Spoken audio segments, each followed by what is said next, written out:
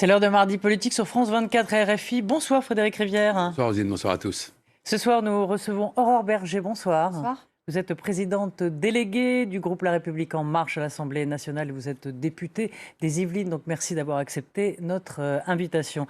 Alors demain, des milliers de policiers vont manifester devant l'Assemblée nationale après la mort de 2 d'entre eux et des nombreuses agressions dont ils sont l'objet. Ils veulent une réponse pénale plus sévère pour leurs agresseurs.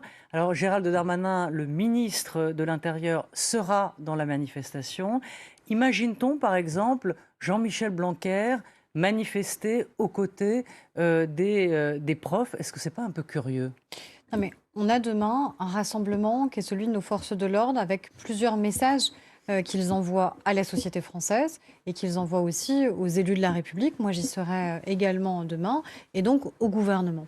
Dans ces messages, il y a d'abord le fait qu'ils ont été victimes de fait de lynchage, à la fois de lynchage médiatique, de lynchage sur les réseaux sociaux. Ils ont été mis en cause de manière répétée, de manière extrêmement injustifiée, parce qu'on a essayé de donner le sentiment aux Français qu'il y avait une forme de racisme, de violence systémique au sein de notre police, qui n'est pas le cas. On a une police républicaine. Oui, Donc, il y a déjà on a bien compris, premier message quand même important vis-à-vis Oui. de nos forces de l'ordre, qui est de rappeler que nous sommes à leur côté. Et puis après, il y a ce que vous évoquez, notamment... Est-ce qu'il sur la manifeste pas réponse contre pénale. lui-même, en quelque Non, sorte, ou contre son pas du tout. impuissance? Moi, je crois que c'est important que la classe politique montre son unité à côté de celles et ceux qui protègent les Français. On va aussi voir ceux qui ne sont pas là.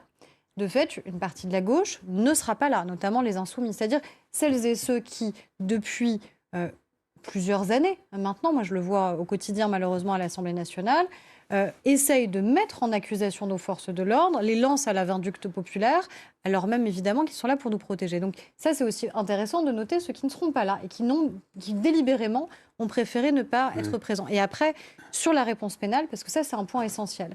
Et c'est un point qui, en vérité, n'est pas de la responsabilité quand même. Si on s'arrête un instant, parce que l'image de Roselyne sur Blanquer qui manifesterait aux côtés des profs, elle est très bonne. On pourrait filer la métaphore avec Olivier Véran qui manifesterait pour les personnels de santé, ou Olivier Dupond-Moretti.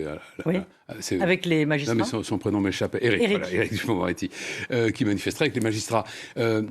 Au fond, la question, c'est tout de même que Gérald Darmanin, il est ministre. Donc, s'il manifeste à leur côté, à ce moment-là, il faut comprendre qu'il va faire droit à leurs revendications. C'est un minimum, non ? Imaginez par exemple que demain, on ait des mobilisations d'enseignants parce que des enseignants se seraient fait agresser, lyncher. Eh bien, le ministre de l'Éducation nationale serait à leur côté. Et quand on a eu malheureusement la décapitation d'un enseignant, Samuel Paty, le ministre de l'Éducation nationale était aux côtés de celles et ceux qui font vivre au quotidien les valeurs de l'éducation nationale. Mais c'était un hommage, c'était autre chose. Non, mais on est quand même sur cet ordre-là. C'est-à-dire, on n'est pas uniquement sur des revendications. Je ne crois pas que ça soit dans cet esprit-là que ce soit les syndicats de policiers. Eux, ils sont revendicatifs tout de même. Moi, j'ai échangé, je rencontre régulièrement les syndicats de police.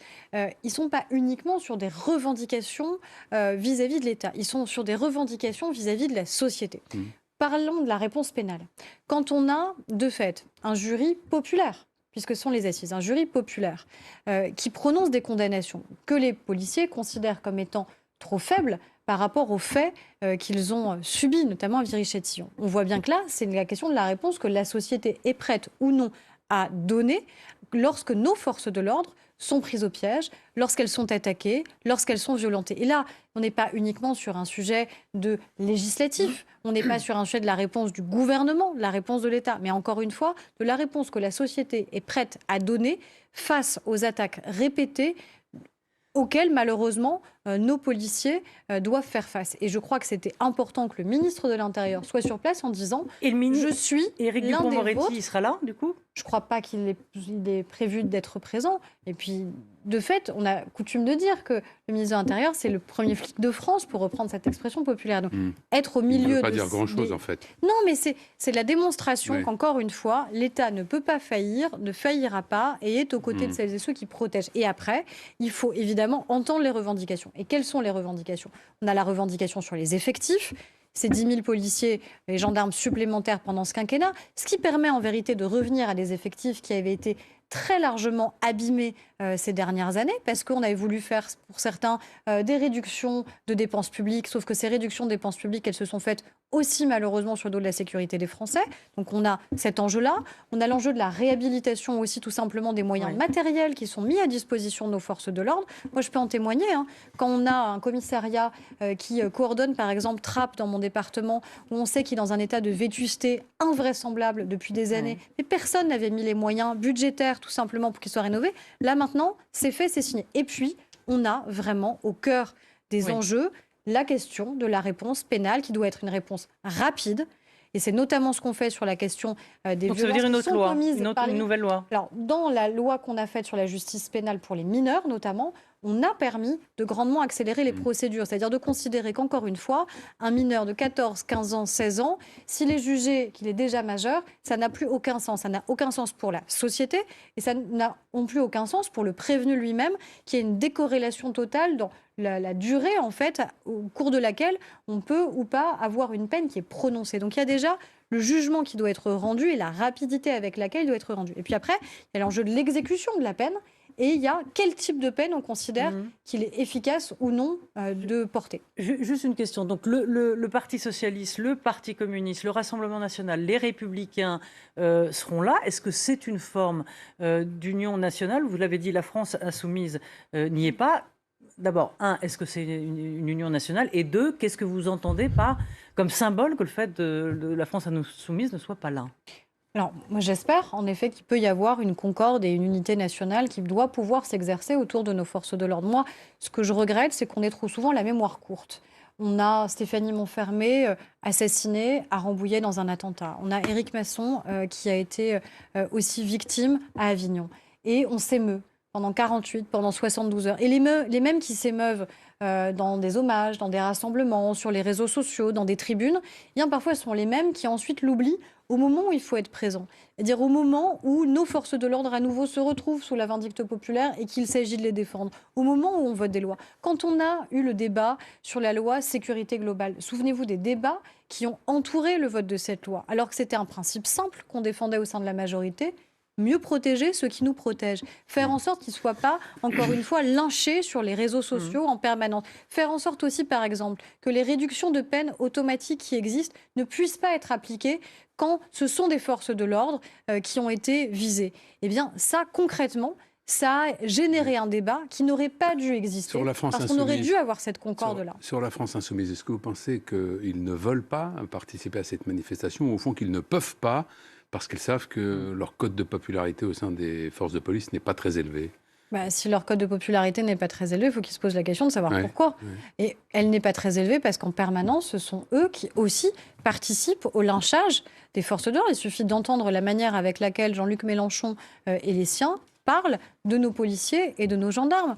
Je ne les entends jamais les défendre. C'est ce que je dis quand certains ont la mémoire courte. C'est-à-dire on s'émeut pendant 1 heure ou 2 parce qu'on a un assassinat, parce qu'on a un attentat et parce que quelque part on ne peut pas faire autrement qu'être dans la concorde nationale pour mieux l'oublier juste après et se lâcher et lyncher. Et ça, c'est insupportable.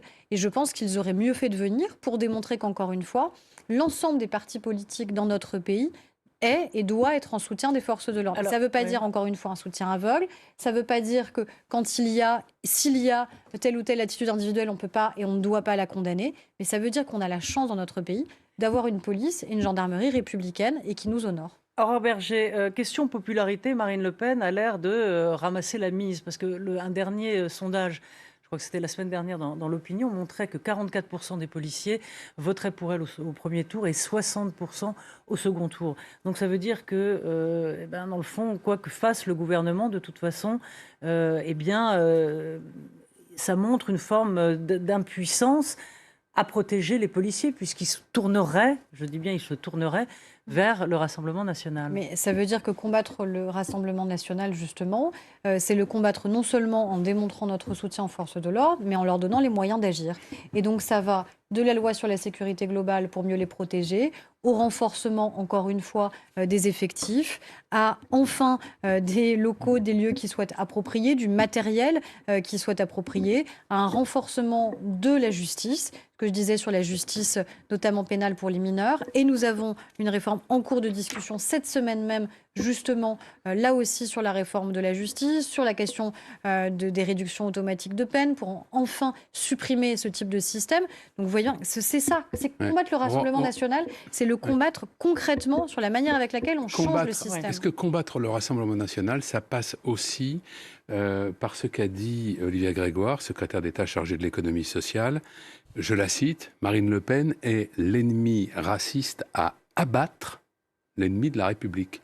Est-ce que ces propos ne dépassent pas les bornes de la controverse politique?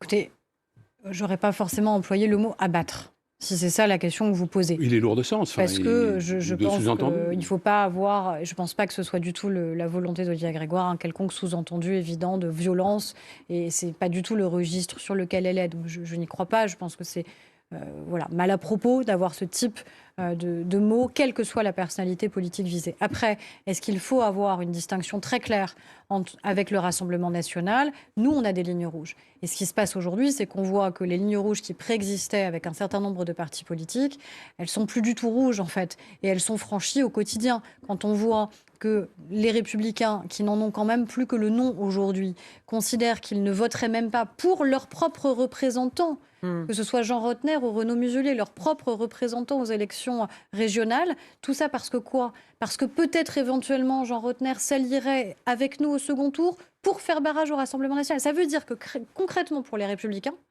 nous sommes devenus, la majorité présidentielle, Emmanuel Macron, est plus infréquentable politiquement que Marine Le Pen. C'est ça qui est en train de se passer. Et donc, moi je pense qu'il faut continuer à avoir des digues extrêmement claires, extrêmement tenues. Il y a des adversaires politiques, et des adversaires politiques, on peut débattre, et on peut évidemment avoir de la discorde, et on a des gens qui sont ennemis de la République. Clairement, c'est le cas pour moi du Rassemblement national. Est-ce qu'il y a de droite aujourd'hui, celle qui, effectivement, la vieille droite chiracienne, comme Renaud Muselier, qui veut faire barrage absolument au Rassemblement national, et celle qui veut dealer en quelque sorte, enfin dealer, c'est pas le bon mot, mais en tout cas faire des accords avec le Rassemblement national. Et qui l'assume pas vraiment comme tel non plus d'ailleurs.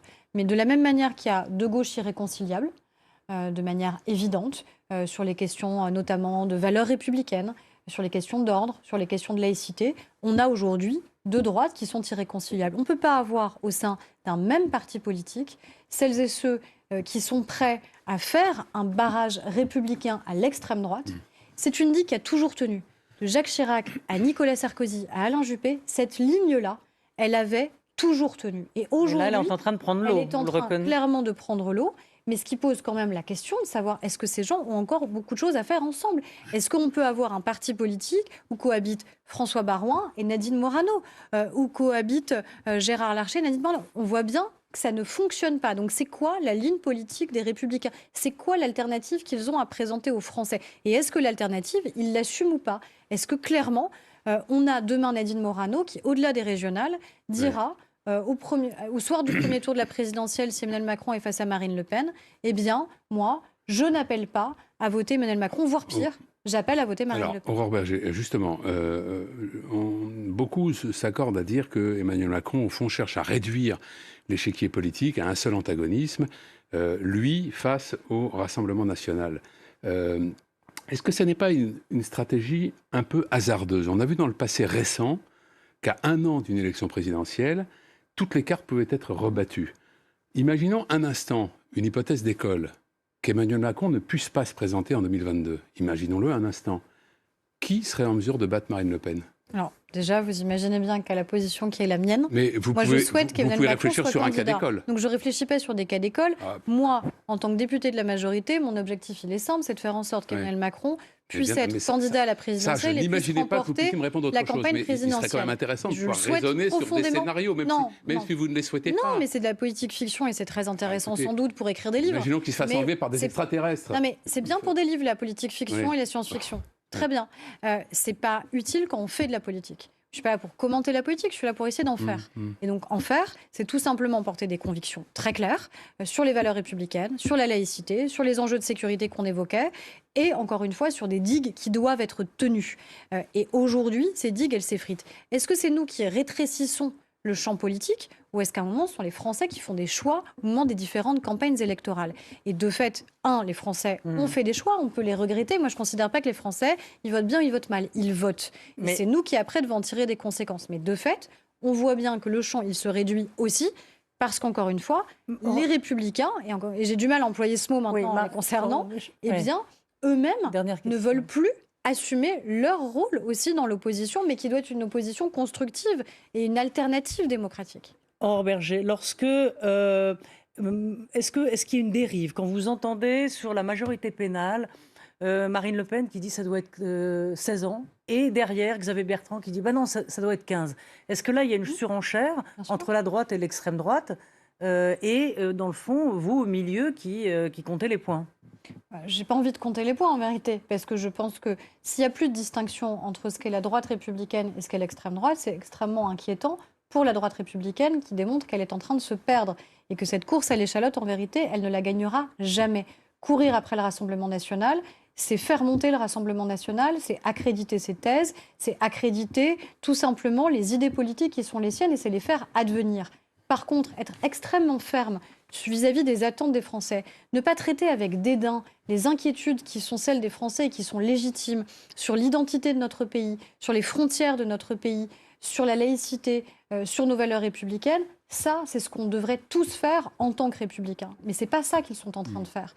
Et moi, je crains, encore une fois, que la campagne présidentielle qui va s'ouvrir, qui s'est ouverte de fait avec cette campagne régionale, on le voit bien, avec une forme de primaire de la droite, avec Valérie Pécresse, avec Xavier Bertrand, parce que c'est ça qui se joue. Ils ne jouent pas les régionales, ils jouent la primaire de la droite au moment des régionales. Il faut quand même être clair aussi vis-à-vis de leurs intentions.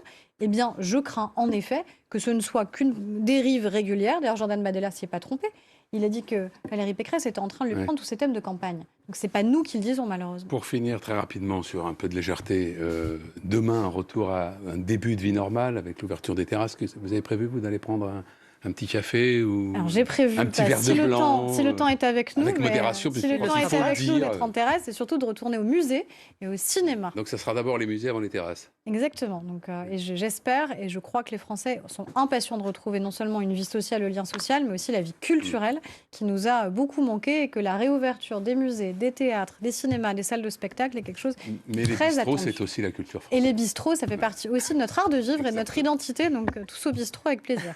Merci. Merci beaucoup Aurore Bergé et merci à Charlotte Urien-Tomaca et à Camille Néran pour avoir préparé cette émission et bien sûr à toute l'équipe technique. À très vite. Merci.